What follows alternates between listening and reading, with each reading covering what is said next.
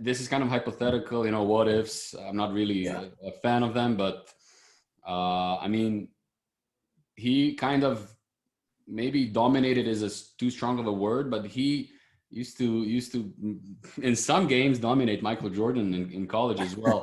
What do you think, had he had a full career, would we be talking about him as the greatest of all time now? Well, I know certainly either we'll be talking about him as the greatest of all time, or Jordan would be at even a different level.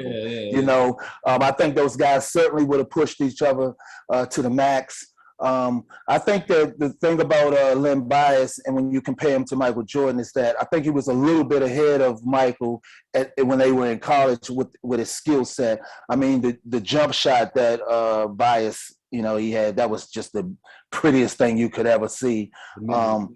And he could defend multiple position. He was a kind of a hybrid of how you see the game played now. I think that, and that's the tragedy of not seeing a Len Bias, that I think the game would have gravitated to where it is now much quicker. But you take a guy like Michael Jordan, and you see him play in the NBA, and you see so many guys that come right behind mimicking his style of play, and you see them get to a high level. I can't remember watching a game, playing in a game at any level, and leaving away saying, you know what, that dude reminded me of Len Bias.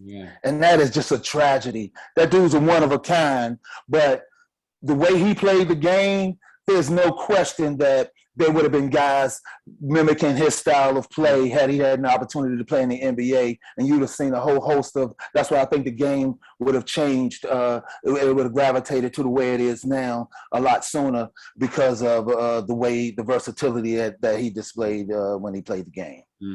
So you think that even in today's game, there's absolutely nobody he compares to, or anybody at least similar to him today? I don't see anyone that's similar to this dude, man. I mean, if you watch highlights of him, he was about 6'8", 6'9". The way he could shoot the ball, it was just the prettiest thing you ever see. The elevation on his shot, the physical specimen he was. He could the way he shot, he could play on the post, going over the left and right shoulder, but then able to shoot the ball from the outside like he was a three-point specialist or something. I mean, and he wasn't a guy who was a tremendous ball handler. He maybe one or two dribbles. He can get to where he needed to get his shot off, but he wasn't a tremendous ball handler to create that space.